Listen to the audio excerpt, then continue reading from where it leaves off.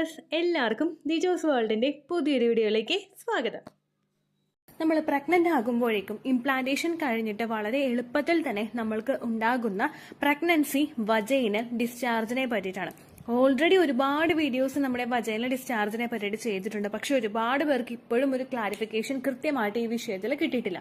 അപ്പോൾ ഞാൻ കുറച്ച് ഇമേജസ് ഒക്കെ ഇന്റർനെറ്റിൽ നിന്ന് എടുത്തിട്ടുണ്ട്. അതെല്ലാം കൂടി കമ്പൈൻ ചെയ്തിട്ട് ഞാൻ ഇവിടെ വീഡിയോ അപ്ലോഡ് ചെയ്യാം. അപ്പോൾ നിങ്ങൾക്ക് കുറേയും കൂടി യൂസ്ഫുൾ ആയിട്ട് പ്രഗ്നൻസിയുടെ വജൈനൽ ഡിസ്ചാർജ് എങ്ങനെ ഉണ്ടാകും എന്ന് മനസ്സിലാവും കേട്ടോ. അപ്പോൾ നമുക്ക് അതിനെപ്പറ്റി ഡീറ്റെയിൽഡ് ആയിട്ട് നോക്കാം. എന്തുകൊണ്ടാണ് ഇത് ഉണ്ടാവുന്നത്, എങ്ങനെയായിരിക്കും ഇത് നമുക്ക് ഐഡന്റിഫൈ ചെയ്യാൻ സാധിക്കുന്നത്, എന്തായിരിക്കും ഇതിന്റെ ടെക്സ്ചർ, ഇങ്ങനെയുള്ള ഓരോ കാര്യങ്ങൾ സ്റ്റെപ്പ് ബൈ സ്റ്റെപ്പ് ആയിട്ട് നമുക്ക് നോക്കാം കേട്ടോ. അപ്പോൾ നമുക്ക് വീഡിയോ സ്റ്റാർട്ട് ചെയ്യാം. തുടക്കത്തിൽ തന്നെ പറയാം, പ്രഗ്നൻസിയുടെ വജൈനൽ ഡിസ്ചാർജ് പ്രഗ്നൻസിയുടെ തുടക്കത്തിൽ തന്നെ എല്ലാവർക്കും ഉണ്ടായിക്കൊള്ളണമെന്ന് യാതൊരു തരത്തിലുള്ള നിർബന്ധമില്ല. എന്റെ ഫസ്റ്റ് പ്രഗ്നൻസിയിൽ എനിക്ക് ഡിസ്ചാർജ് ഉണ്ടായിട്ടുണ്ടായില്ല. പക്ഷെ എന്റെ സെക്കൻഡ് പ്രഗ്നൻസിയിൽ എനിക്ക് എളുപ്പത്തിൽ ഈ ഒരു വജൈനൽ ഡിസ്ചാർജ് ഐഡന്റിഫൈ ചെയ്യാനായിട്ട് സാധിച്ചിട്ടുണ്ടായിരുന്നു. അങ്ങനെ പലതരത്തിലുള്ള പ്രഗ്നൻസി ലക്ഷണങ്ങളായിരിക്കും പലർക്കും ഉണ്ടാവുന്നത്. ഫസ്റ്റ് പ്രഗ്നൻസി പോലെ ആയിരിക്കില്ല സെക്കൻഡ് പ്രഗ്നൻസി ഉണ്ടാവുന്നത് കേട്ടോ. അപ്പൊ ഇങ്ങനെയുള്ള ലക്ഷണം നിങ്ങൾക്ക് കണ്ടിട്ടില്ലെങ്കിലും നിങ്ങൾ വിഷമിക്കേണ്ട യാതൊരു തരത്തിലുള്ള ആവശ്യവുമില്ല. പീരീഡ്സ് ഡേറ്റ് മിസ്സാകുന്നുണ്ടോ എന്ന് മാത്രം നിങ്ങൾ ശ്രദ്ധിച്ചാൽ മതി. ഇൻ കേസ് നിങ്ങൾക്ക് പീരിയഡ്സ് ഡേറ്റ് തന്നെ ബ്ലീഡിംഗ് ഉണ്ടാവുന്നുണ്ടെങ്കിലും ആ ബ്ലീഡിങ്ങിന്റെ അളവ് എങ്ങനെയാണെന്നും കൂടി നിങ്ങൾ ശ്രദ്ധിക്കണം. കാരണം ഒരുപാട് പേര് പറയുന്നുണ്ട് ചെറിയ സ്പോട്ടിംഗ് ഉണ്ടായി അല്ലെങ്കിൽ 1 day ബ്ലീഡിംഗ് ഉണ്ടായി, പക്ഷെ ടെസ്റ്റ് ചെയ്ത് നോക്കിയപ്പോഴേക്കും പ്രഗ്നൻസി ആയി എന്ന് പറയുന്ന ഒരുപാട് പേരുണ്ട്. അപ്പൊ നമുക്ക് പീരിയഡ്സിനെ പോലും ഫുള്ളായിട്ട് ട്രസ്റ്റ് ചെയ്യാനായിട്ട് ഇന്നത്തെ ഒരു ലൈഫ് സ്റ്റൈലിൽ നമുക്ക് സാധിക്കുന്നില്ല. അപ്പൊ അതുകൊണ്ട് നിങ്ങൾ മസ്റ്റ് ആയിട്ട് ശ്രദ്ധിക്കുക. വീഡിയോ ഈ ഒരു ലക്ഷണം കാണുന്നുണ്ടോ എന്ന് ശ്രദ്ധിക്കുക. ഇല്ലെങ്കിൽ പീരിയഡ്സ് എങ്ങനെയാണ് വരുന്നതെന്ന് നിങ്ങൾ നോക്കുക കേട്ടോ. പ്രഗ്നന്റ് ആകുന്ന സമയത്ത് നമുക്ക് വജൈനയിൽ നിന്ന്, അതായത് നമ്മുടെ യോനിയിൽ നിന്ന് ഡിസ്ചാർജ് ഉണ്ടാകും. ലുക്കോറിയ എന്നുള്ള ഒരു പേര് ഇതിനെ വിശേഷിപ്പിക്കുന്നുണ്ട്. അതിൽ പറയുന്നത് നമുക്ക് പ്രഗ്നന്റ് ആകുന്ന സമയത്തുണ്ടാകുന്ന വജൈനൽ ഡിസ്ചാർജിനെ പറ്റിയിട്ടാണ്. ഇവിടെ ലുക്കോറിയ നമുക്ക് അനുഭവപ്പെടുമ്പോഴേക്കും അതിന്റെ ടെക്സ്ചറിൽ വ്യത്യാസം ഉണ്ടാകും. സാധാരണയായിട്ട് നമ്മുടെ മെൻസ്ട്രൽ സൈക്കിളിൽ നമ്മളുടെ പീരിയഡ്സിന്റെ ഫസ്റ്റ് ഡേ മുതൽ നമുക്ക് തുടങ്ങിക്കഴിഞ്ഞാൽ പീരിയഡ്സ് നിന്നതിന് ശേഷം നമുക്ക് ചെറുതായിട്ടൊരു വജൈനൽ ഡിസ്ചാർജ് ഉണ്ടാകും. അതിനുശേഷം ഗ്രാജുവലി നമുക്ക് വജൈനൽ ഡിസ്ചാർജിന്റെ അളവ് കൂടി വരികയും ഓവുലേഷൻ ഉണ്ടാവുന്നു. ഓവുലേഷൻ കഴിഞ്ഞതിന് ശേഷം ജസ്റ്റ് ഒരു ഹോർമോൺ ചേഞ്ച് ഉണ്ടാവുമ്പോഴേക്കും നമുക്ക് വജൈനൽ ഡിസ്ചാർജ് വേറൊരു ഫോമിൽ ഉണ്ടാകും. അതിനുശേഷം പീരിയഡ്സ് ആകുന്നതിന് മുൻപ് നമുക്ക് വജൈനൽ ഡിസ്ചാർജ് ചിലർക്കൊക്കെ അനുഭവപ്പെടും. അങ്ങനെ ഒരു സ്ത്രീയുടെ മെൻസ്ട്രൽ സൈക്കിളിന്റെ ആ ഒരു ലെങ്ത്തിൽ ഏതെങ്കിലും ഒരു സമയത്ത് വജൈനൽ ഡിസ്ചാർജ് അനുഭവപ്പെടുന്നത് നോർമൽ ആയിട്ടുള്ള ഒരു കാര്യമാണ്. പക്ഷേ ഇവിടെ പ്രഗ്നൻസി ആകുമ്പോൾ ഒരു സ്ത്രീക്ക് ഉണ്ടാകും വജൈനൽ ഡിസ്ചാർജ് കാണപ്പെടുന്നത് എപ്പോഴാണ് ഇംപ്ലാന്റേഷൻ നടക്കുന്നത് അതിനുശേഷമായിരിക്കും.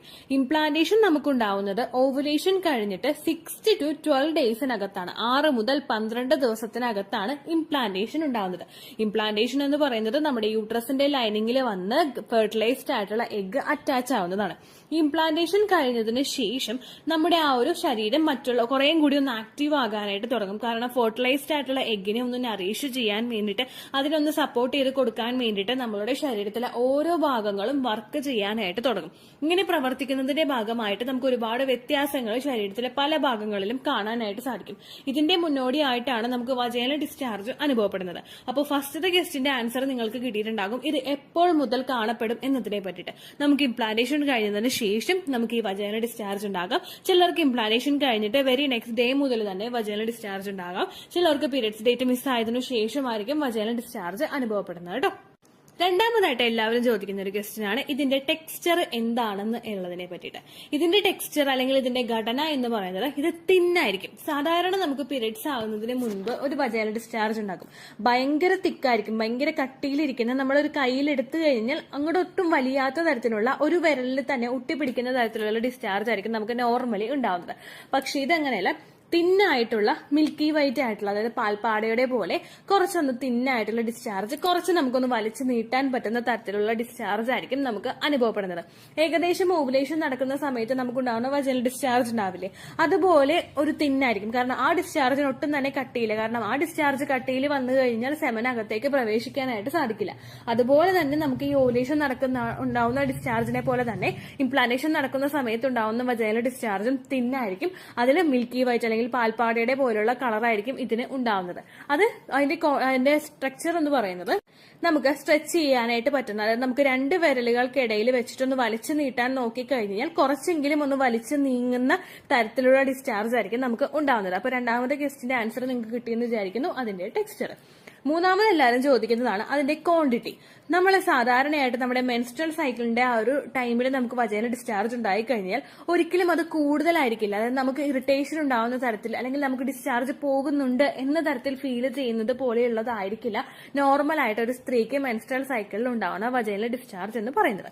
പക്ഷേ ഇവിടെ നമ്മൾ പ്രഗ്നന്റ് ആകുമ്പോൾ ഉണ്ടാകുന്ന വജൈനൽ ഡിസ്ചാർജ് നമുക്ക് ആ ഒരു നനവ് അല്ലെങ്കിൽ ഒരു വെറ്റ്നസ് നമുക്ക് ഫീൽ ചെയ്യാനായിട്ട് തുടങ്ങും. നമ്മുടെ ആ പാൻറ്റീസിൽ ഇതായിട്ടുണ്ട് എന്നുള്ളൊരു സിഗ്നൽ നമുക്ക് കിട്ടുന്ന തരത്തിലുള്ള ഡിസ്ചാർജ് നമുക്ക് ആ സമയത്ത് ഉണ്ടാകാം. നേരെ മറിച്ച് നമുക്ക് പീരീഡ്സിന്റെ സമയത്തൊക്കെ ഉണ്ടാകുന്ന വജൈനൽ ഡിസ്ചാർജ് ആണെങ്കിൽ നമ്മൾ യൂറിനേറ്റ് ചെയ്തിട്ട് അവിടേക്ക് ഒന്ന് ക്ലീൻ ചെയ്യുന്ന സമയത്ത് അല്ലെങ്കിൽ വജൈന ഒന്ന് വൈപ്പ് ചെയ്ത് ക്ലിയർ ചെയ്യുന്ന സമയത്തായിരിക്കും നമുക്ക് ഈ ഒരു വജൈനൽ ഡിസ്ചാർജ് ഫീൽ ചെയ്യാനായിട്ട് ഐഡന്റിഫൈ ചെയ്യാനായിട്ട് സാധിക്കുന്നത്. പക്ഷേ ഈ ഡിസ്ചാർജ് അങ്ങനെയല്ല, നമുക്ക് അവിടെ ഫൈൻഡ് ഔട്ട് ചെയ്യാനായിട്ട് സാധിക്കും. നമുക്ക് ഐഡന്റിഫൈ ചെയ്യാം അത് പോകുന്നുണ്ട് എന്നുള്ളത് നമുക്ക് ഐഡന്റിഫൈ ചെയ്യാം.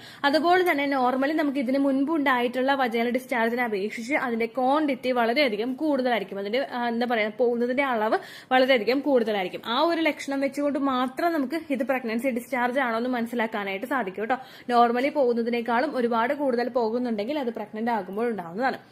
അടുത്തെല്ലാരും ചോദിക്കുന്ന ക്വസ്റ്റ്യൻ ആണ് ഇതിന്റെ സ്മെല്ല്. ഇതിന് സ്മെല്ല് ഉണ്ടാവില്ല. നമ്മൾ ഭയങ്കരമായിട്ട് മൂക്കിനെ അടുത്ത് കൊണ്ടുപോയിട്ട് ഭയങ്കര ഡീപ്പായിട്ട് സ്മെല്ല് ചെയ്ത് കഴിഞ്ഞാൽ ചിലപ്പോൾ അതിന് ലൈറ്റ് സ്മെല്ല് ഉണ്ടാകും. പക്ഷെ മറ്റതിനെ അപേക്ഷിച്ച് അല്ലെങ്കിൽ നമുക്ക് ഇൻഫെക്ഷൻ ആവുന്ന സമയത്തോ അല്ലെങ്കിൽ ഫൗൾ സ്മെല്ലോട് കൂടിയിട്ടുള്ളതോ അങ്ങനെയുള്ള ഒരു വജൈനൽ ഡിസ്ചാർജ് ആയിരിക്കില്ല പ്രഗ്നന്റ് ആകുന്ന സമയത്ത് ഒരു സ്ത്രീക്ക് അനുഭവപ്പെടുന്ന വജൈനൽ ഡിസ്ചാർജ് എന്ന് പറയുന്നത്. അപ്പൊ ഇതിന് സ്മെല്ല് ഒട്ടും തന്നെ ഉണ്ടാവില്ല. ഉണ്ടെങ്കിൽ തന്നെ ഭയങ്കര ലൈറ്റ് ആയിട്ടുള്ള ഒരു സ്മെല്ല് മാത്രമേ പ്രഗ്നന്റ് ആകുന്ന സമയത്ത് ഒരു സ്ത്രീക്ക് ഉണ്ടാവുന്ന വജൈനൽ ഡിസ്ചാർജിൽ ഉണ്ടാവുകയുള്ളൂ. ചിലർക്ക് ഇത്തരത്തിലുള്ള വജൈനൽ ഡിസ്ചാർജ് പോകുമ്പോഴേക്കും ചെറിയ ചൊറിച്ചിൽ അനുഭവപ്പെടും. ചൊറിച്ചിലുണ്ടാവാനായിട്ടുള്ള കാരണം നമുക്കവിടെ വെറ്റ്നസ് ഫീൽ ചെയ്യുമ്പോൾ അല്ലെങ്കിൽ ഒരു നനവ് ഫീൽ ചെയ്യുമ്പോഴേക്കും അതിന്റെ ഭാഗമായിട്ടായിരിക്കും നമുക്ക് ചൊറിച്ചിൽ അനുഭവപ്പെടുന്നത്. അതൊരിക്കലും അസഹനീയമായിട്ടുള്ളതോ അല്ലെങ്കിൽ നമുക്ക് ബേണിംഗ് സെൻസേഷൻ അല്ലെങ്കിൽ പുകച്ചിൽ ഉണ്ടാക്കി തരുന്നതോ ഒക്കെ പോലുള്ള ഇറിറ്റേഷൻ ആയിട്ടുള്ള ഡിസ്ചാർജ് ആയിരിക്കില്ല പ്രഗ്നന്റ് ആകുന്ന സമയത്ത് നമുക്ക് നോർമലി ഫീൽ ചെയ്യുന്ന ഡിസ്ചാർജ് എന്ന് പറയുന്നത് കേട്ടോ. അപ്പൊ അങ്ങനെയും നമുക്ക് ഇതിനെ ഐഡന്റിഫൈ ചെയ്യാനായിട്ട് സാധിക്കും. ഇനി ഇങ്ങനെ ഉണ്ടാവാനായിട്ടുള്ള പ്രധാനപ്പെട്ട റീസൺ എന്താണെന്ന് നമുക്ക് നോക്കാം. നമ്മൾ പ്രഗ്നന്റ് ആകുന്ന സമയത്ത് ആ പ്രഗ്നൻസി നോക്കുമ്പോഴേക്കും നമ്മൾ ഈസ്ട്രജൻ ഹോർമോൺ ശരീരത്തിൽ കൂടുമ്പോഴേക്കും അതിന്റെ ഭാഗമായിട്ട് ഓവുലേഷൻ ഡിസ്ചാർജ് ഉണ്ടാക്കും. പ്രൊജസ്ട്രോൺ ഹോർമോണിന്റെ മെഡിസിൻ നമ്മൾ എടുക്കുമ്പോഴേക്കും അതിന്റെ ഭാഗമായിട്ട് വജൈനൽ ഡിസ്ചാർജ് ഉണ്ടാകും.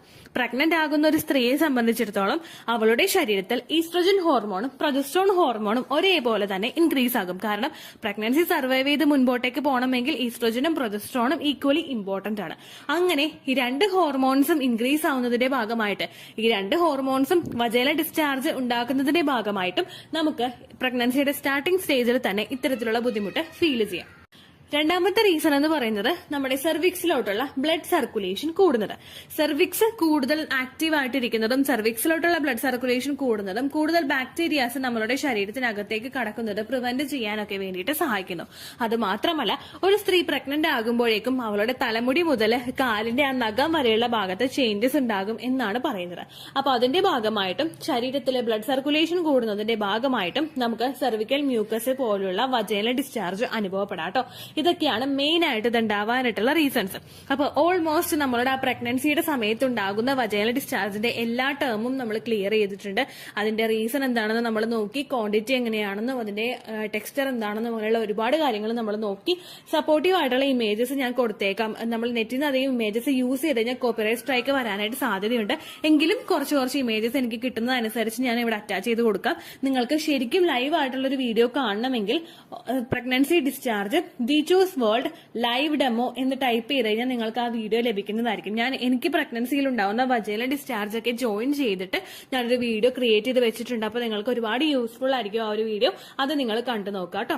തുടക്കത്തിലേ പറഞ്ഞതുപോലെ ഈ ഡിസ്ചാർജ് നിങ്ങൾക്ക് ഇല്ലെങ്കിലും നിങ്ങൾ ഒട്ടും തന്നെ ടെൻഷൻ അടിക്കേണ്ട ആവശ്യമില്ല. ചിലർക്ക് ഫസ്റ്റത്തെ ട്രൈമസ്റ്റർ തീരാറാകുന്ന സമയത്തൊക്കെ ആയിരിക്കും കേട്ടോ ഇങ്ങനെയുള്ള ഡിസ്ചാർജ് കാണുന്നത്. അപ്പോൾ ടെൻഷൻ ആവേണ്ട യാതൊരു തരത്തിലുള്ള ആവശ്യവുമില്ല. അപ്പോൾ ഇത്രയേ ഉള്ളൂ വീഡിയോ. എന്തെങ്കിലും സംശയം ഉണ്ടെങ്കിൽ നിങ്ങൾ കമന്റ്സിൽ ചോദിക്കുക. പണ്ടത്തെ വീഡിയോയ്ക്ക് കമന്റ്സ് ഇടുന്നവർക്ക് റിപ്ലൈ കിട്ടുന്നില്ലെങ്കിലോ നമ്മൾ തമ്മിൽ ഓൾറെഡി ഒരു കോൺവെർസേഷൻ ഉണ്ടായിട്ടും അതിന്റെ കണ്ടിന്യൂഷൻ ആയിട്ട് നിങ്ങൾക്ക് റിപ്ലൈ കിട്ടിയിട്ടില്ലെങ്കിലോ ലേറ്റസ്റ്റ് ആയിട്ട് ഞാൻ ഏത് വീഡിയോ ആണ് അപ്ലോഡ് ചെയ്യുന്നത് അതിന് താഴെ കമന്റ് ഒന്ന് കോപ്പി പേസ്റ്റ് ചെയ്യാനായിട്ട് ശ്രദ്ധിക്കുക കേട്ടോ. അതുപോലെ ഓവുലേഷൻ ഡേറ്റ് കാൽക്കുലേറ്റ് ചെയ്ത് തരാനായിട്ട് റിക്വസ്റ്റ് ചെയ്യുന്നവർ എത്രയാണോ നിങ്ങളുടെ കൃത്യം സൈക്കിൾ ലെങ്ത് അത് മെൻഷൻ ചെയ്യാനായിട്ട് ശ്രദ്ധിക്കുക. സൈക്കിൾ ലെങ്ത് എന്നതുകൊണ്ട് ഉദ്ദേശിച്ചത് ഓരോ മാസവും എത്ര ദിവസം കൂടുമ്പോഴാണോ ബ്ലീഡിങ് വരുന്നത് അതിനെയാണ് കേട്ടോ ഉദ്ദേശിച്ചത്. അതായത് ജനുവരിയിൽ നിങ്ങൾക്ക് ഒരു 1-ാം തീയതിയാണ് ബ്ലീഡിങ് വന്നതെങ്കിൽ, ഫെബ്രുവരിയിൽ നിങ്ങൾക്ക് 2-ാം തീയതിയാണ് ബ്ലീഡിങ് വരുന്നതെങ്കിൽ, ജനുവരി 1-നെ ഡേ 1 ആയിട്ടെടുത്ത് ഫെബ്രുവരി 2 വരെ എത്ര ദിവസമുണ്ടോ അത് എണ്ണി പറയുന്നതാണ് സൈക്കിൾ ലെങ്ത് എന്നതുകൊണ്ട് ഉദ്ദേശിച്ചത് കേട്ടോ. ബ്ലീഡിങ് നടന്ന ദിവസം നിങ്ങൾ എടുത്താൽ മതിയാകും. സ്പോട്ടിങ് നടന്ന ദിവസം, അതായത് ചെറുതായിട്ടുള്ള ബ്രൗൺ ഡിസ്ചാർജോ ബ്രൗൺ കളറുള്ള സ്പോട്ടിങ്ങോ വന്ന ദിവസം നിങ്ങൾ എടുക്കേണ്ട ആവശ്യം ഇല്ല കേട്ടോ. അപ്പോൾ ഇതുപോലെ തന്നെ നിങ്ങൾ ശ്രദ്ധിക്കുക, സൈക്കിൾ ലെങ്ത് ചോദിക്കുന്ന സമയത്ത് എന്നാണോ ഡേറ്റ് അത് നിങ്ങൾ മെൻഷൻ ചെയ്യാതിരിക്കുക. അതായത് ചില ആളുകൾ ജനുവരി 16, ഫെബ്രുവരി 14 അങ്ങനെ പറയും. അങ്ങനെ പറഞ്ഞുകൊണ്ട് കാര്യമില്ല കേട്ടോ. അപ്പോൾ ഇത്രയേ ഉള്ളൂ വീഡിയോ. അടുത്തൊരു യൂസ്ഫുൾ വീഡിയോ ആയിട്ട് നമുക്ക് വീണ്ടും കാണാം. ബൈ.